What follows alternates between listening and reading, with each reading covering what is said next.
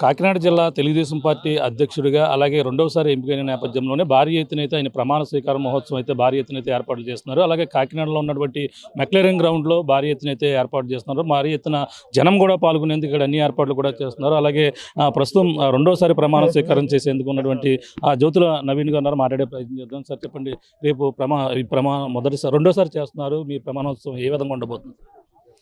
ఈరోజు 2వ తారీఖునే జిల్లా కమిటీ మొత్తం కూడా ప్రమాణ స్వీకారం చేస్తున్నాం. రేపు 2 గంటలకి జగ్గంపేటలో బయలుదేరి అక్కడి నుంచి ర్యాలీగా బళ్ళతో ర్యాలీగా వచ్చి కాకినాడలో మీటింగ్ పెద్దలందరూ కూడా ఇక్కడ హాజరవ్వడం జరుగుతుంది. ఇక్కడ మీటింగ్ చేస్తున్నాం.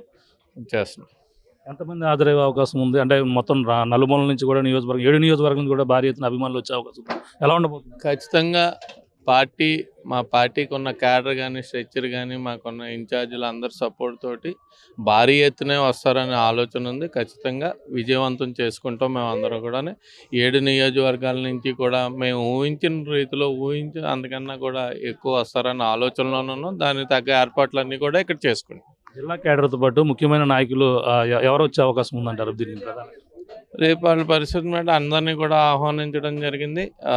వాళ్ళ ఉన్న పరిస్థితులను బట్టి అందరూ పెద్ద స్టేట్ నాయకుల దగ్గర నుంచి అందరినీ కూడా ఇక్కడ ఉన్న ఉమ్మడి జిల్లా ఎమ్మెల్యేలు అందరినీ కూడా ఆహ్వానించడం జరిగింది. వాళ్ళకున్న పరిస్థితులను బట్టి అందరూ వస్తారనే ఆలోచనలో ఉన్నారు. జిల్లాలో ఎంతోమంది నాయకులు ఉన్నారు. అలాగే రెండోసారి మిమ్మల్ని కూడా ప్రధాన కారణం వేయడానికి వచ్చారు. రెండోసారి సర్వీస్ చేసాం కాబట్టి, నిరంతరం ప్రజల్లో ఉంటాం కాబట్టి ఆ నమ్మకంతో మళ్ళీ ఇవ్వడం జరిగింది. మళ్ళీ పార్టీ వాడుకుంటుంది. పార్టీని బలోపేతం చేయడానికి రాబోయే లోకల్ బాడీస్ ఉన్నాయి. లోకల్ బాడీస్ తర్వాత ఇవి ఉన్నాయి. క్యాడర్తో సమన్వయపరుచుకుంటాం.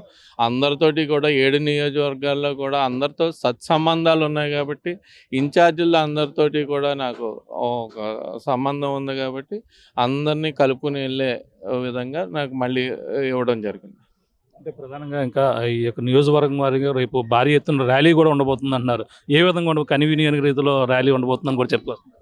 కనివిని రీతిలో అని నేను చెప్పను, కానీ భారీగా ర్యాలీ, బళ్ళ ర్యాలీ చాలా రోజులైంది. ఎక్కడ కూడా ఈ మధ్యకాలంలో పెట్టలేదు కాబట్టి మళ్ళీ పార్టీకి ఒక ఊపు తీసుకురావాలి. 2 సంవత్సరాలు 18 నెలలు అయిపోయింది. అప్పుడు ఎలక్షన్ ముందు అంటే ఒక హడావుడిగా అందరూ తిరిగేవాళ్ళం. మళ్ళీ ఈ 18 నెలల్లో కూడా ఎవరి పనుల్లో వాళ్ళు, ఎవరి బిజీలో వాళ్ళు పడిపోవడం వల్ల మళ్ళీ పార్టీకి ఈ జిల్లాలో మళ్ళీ ఊపు తీసుకురావాలనే ఉద్దేశంతో ఇంత భారీ ఎత్తున దీన్ని పెట్టడం జరిగింది ప్రమాణ స్వీకారాన్ని. ఈ ప్రమాణోత్సవం స్వీకార మహోత్సవం సందర్భంగా కార్యకర్తలు మీరు ఎటువంటి పిలుపు అంటారా? ఎటువంటి అండగా ఉంటారా? అంటే ఇప్పుడు కూటమిగా ఉంటున్నారు. అలాగే కొన్ని నియోజకవర్గాల్లో కొంచెం డిస్టర్బెన్స్లు ఉన్నాయి. వాళ్ళందరూ కూడా ఎటువంటి మీరు సపోర్ట్గా ఉండవాలి? ఖచ్చితంగా మనం ఇక్కడ చూసుకున్నట్టయితే అపోజిషన్లో ఉన్నప్పుడు అందరూ కార్యకర్తలు కానీ నాయకులు కానీ ఒకే ఆలోచనతోటి ఒకే థాట్ తోటి ఉంటారు. మళ్ళీ మనం గవర్నమెంట్లోకి రావాలనే ఆలోచన తప్పితే రెండో ఆలోచన అప్పుడు ఎవరికి ఉండదు. కానీ గవర్నమెంట్ వచ్చిన తర్వాత అప్పుడు కష్టపడ్డ వాళ్ళు ప్రతి ఒక్కరూ కూడా ఏదోటి ఆలోచిస్తుంటారు. ఏదోటి అవకాశం గురించి చూస్తుంటారు, ఆలోచిస్తుంటారు. ఇది కావాలి అని చూసుకుంటుంటారు.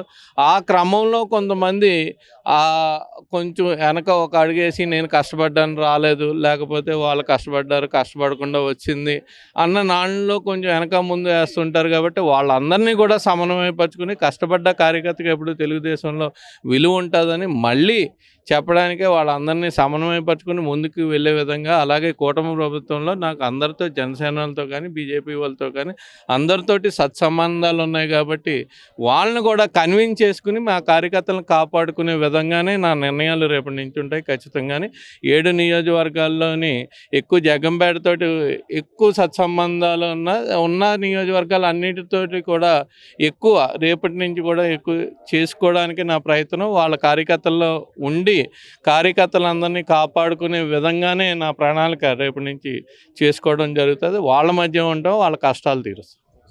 ఇది పరిస్థితి. కనివిని ఎరిగిన రీతిలో అయితే రెండవసారి ఈ కాకినాడ జిల్లా తెలుగుదేశం పార్టీ అధ్యక్షులుగా బాధ్యతలు అయితే చేపడుతున్నారు. ఈ యొక్క ప్రమాణోత్సవ మహోత్సవం అయితే భారీ ఎత్తున ఆ యొక్క కార్యవర్గంతో పాటు భారీ ఎత్తున అయితే చేసేందుకు అన్ని ఏర్పాట్లు చేస్తున్నారు. భారీ ర్యాలీ మధ్య జగ్గంపేట నుంచి రేపు ఉదయం బయలుదేరుతారు. మధ్యాహ్నానికి ఈ యొక్క కాకినాడ చేరుకుని కనివిని ఎరిగిన రీతిలో ఈ యొక్క ప్రమాణ మహోత్సవం తర్వాత కార్యకర్తలకు నిత్యం అండగా ఉంటూ ఈ యొక్క 7 నియోజకవర్గంలో ఉన్నటువంటి అనేక మంది అభిమానులు అయితే భారీ ఎత్తున అయితే తరలి వస్తారు. వాళ్ళందరికీ కోసం కూడా భారీ ఎత్తున ఇక్కడ ఇక్కడ ఈ కాకినాడలో ఉన్నటువంటి ఈ యొక్క మెక్లేరన్ గ్రౌండ్లో కనీవిని రీతిలో ఇక్కడ మహోత్సవం సంబంధించి ప్రమాణ స్వీకారం సంబంధించినటువంటి ఇక్కడ ఏర్పాట్లు అయితే చేస్తున్నారు. అలాగే ఇక 7 నియోజకవర్గాలకు సంబంధించినటువంటి నాయకులు అలాగే ఎమ్మెల్యేలు కూడా ఇక్కడ రావడం, ఈ యొక్క స్థలాన్ని కూడా పరిశీలించడం, అలాగే జగ్గంపేట ఎమ్మెల్యే జ్యోతుల నెహ్రూ గారితో పాటు అలాగే పత్తిపాడు ఎమ్మెల్యే ఉరుపుల సత్యప్రభ కూడా ఈ యొక్క ప్రాంతాన్ని కూడా పరిశీలించారు. అలాగే పిఠాపురం మాజీ ఎమ్మెల్యే వర్మ కూడా వచ్చి ఈ యొక్క మహోత్సవం ఏర్పాట్లు కూడా దగ్గరుండి కూడా చూస్తున్నటువంటి పరిస్థితి ప్రధానంగా కనపడుతుందని చెప్పాలి. ఇది కూడా ఉన్న తాజా పరిస్థితి. Camera అనిల్తో Prakash, RTV,